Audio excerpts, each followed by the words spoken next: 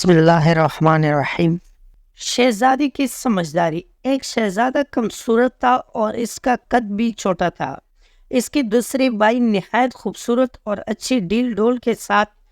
ایک بار بادشاہ نے بدصورت شہزادی کی طرف ذلت اور نفرت کی نظر سے دیکھا۔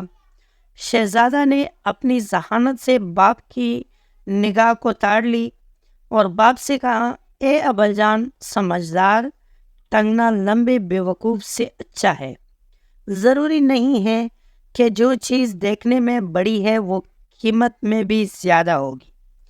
دیکھیے ہاتھی کتنا بڑا ہوتا ہے مگر حرام سمجھا جاتا ہے، اور اس کے مقابلے میں بکری کتنی چھوٹی ہے مگر اس کا گوشت حلال ہوتا ہے۔ ساری دنیا کے پہاڑوں کے مقابلے میں طور بہت چھوٹا پہاڑ ہے، لیکن خدا کے نزدیک اس کی عزت اور مرتبہ بہت زیادہ ہے، کیونکہ حضرت موسیٰ علیہ السلام نے اس پہاڑ پر خدا کا نور دیکھا تھا۔ کیا آپ نے سنا ہے کہ ایک دبلے پتلے عقل مند نے ایک بار ایک موٹے بیوقوف سے کہا تھا کہ اگر عربی گھوڑا کمزور ہو جائے تب بھی وہ گدھوں سے بھرے ہوئے پورے استبل سے اچھا اور طاقتور ہوتا ہے۔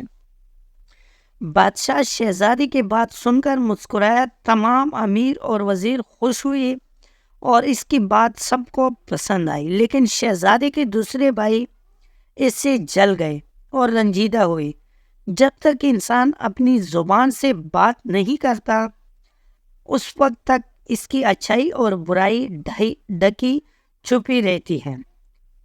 ہر جنگل کو دیکھ کر یہ خیال نہ کرو کہ وہ خالی ہوگا، تمہیں کیا خبر کہ اس میں کہیں شیر سو رہا ہو۔ میں نے سنا ہے کہ اسی زمانے میں بادشاہ کو ایک زبردست دشمن کا سامنا کرنا پڑا۔ جب دونوں طرف کے فوجی آمنے سامنے آئے اور لڑائی شروع کرنے کا ارادہ کیا تو سب سے پہلے جو شخص لڑنے کے لیے میدان میں نکلا وہی بدصورت شہزادہ تھا، اور اس نے پکار کر کہا، میں وہ آدمی نہیں ہوں کہ تم لڑائی کے دن میری پیٹھ دیکھ سکو۔ میں ایسا بہادر ہوں کہ تم میرا سر خاک اور خون میں لتڑا ہوا دیکھو گے، یعنی میں دشمن سے لڑتے لڑتے جان دے دوں گا مگر ہمت نہ ہاروں گا۔ جو لوگ خواہ لڑائی پر آمادہ ہوتے ہیں اور خود اپنے خون سے کھیلتے ہیں، یعنی مفت جان گنواتے ہیں، اور جو لڑائی کے میدان سے بھاگ جاتے ہیں وہ پوری فوج کے خون سے کھیلتے ہیں۔ یہ کہہ کر شہزادے نے دشمن کے فوج پر بہت سخت حملہ کیا اور کئی بڑے بڑے بہادروں کو قتل کر دیا۔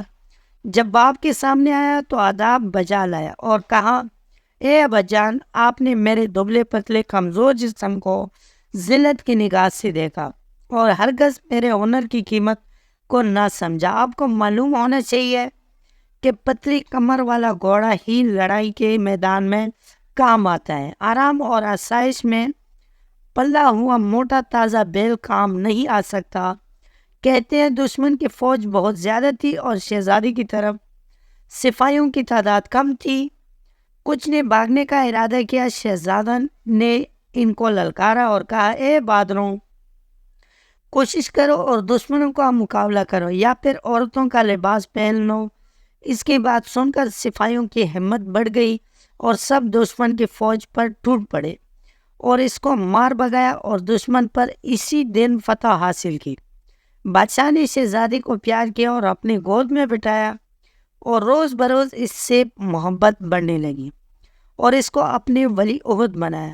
دوسرے بھائیوں نے یہ حال دیکھا تو حسد کی آگ میں جلنے لگے اور ایک دن بدشکل شہزادی کے کانے میں زہر ملا دیا۔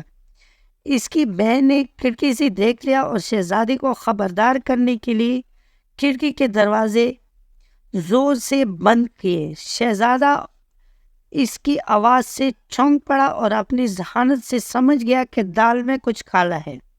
کانا چھوڑ دیا اور کہنے لگا، یہ تو نہیں ہو سکتا ہے کہ بے ہنر لوگ زندہ رہیں اور ہنرمند مر جائے۔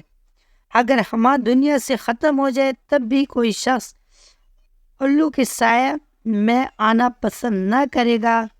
باپ کو اس واقعے کی اطلاع دی گئی تو اس نے شہزادی کے سب بھائیوں کو بلایا، ان کو مناسب سزا دی۔ اس کے بعد ہر ایک کو اپنے ملک کا ایک ایک حصہ دے دیا تاکہ آپس میں جھگڑا فساد نہ کرے۔ اس طرح یہ فتنہ اور فساد ختم ہوا۔ سچی بات یہ ہے کہ دو فقیر ایک کمبل اوڑھ کر آرام سے لیٹ سکتے ہیں، لیکن دو بادشاہ ایک ملک میں نہیں رہ سکتے۔ اللہ کا ایک بندہ آدھی روٹی کھا لیتا ہے اور آدھی دوسرے بھوکے شخص کو دے دیتا ہے، مگر ایک بادشاہ کا یہ حال ہوتا ہے کہ اگر دنیا کے بڑے حصے پر قبضہ کر لے تب بھی اس کو باقی دنیا پر قبضہ کرنے کی فکر سوار رہتی ہے۔ دوستوں، آپ کو آج کی کہانی کیسی لگی؟ امید ہے کہ ویڈیو پسند آئی ہوگی۔ اگر ویڈیو پسند آئی ہو تو ویڈیو کو لائک کر لیں، کمنٹ میں اپنے رائے کا اظہار ضرور کر لینا اور چینل کو سبسکرائب کرنا مت بھولیں۔ ملتے ہیں اگلی ویڈیو میں، تب تک کے لیے اللہ حافظ۔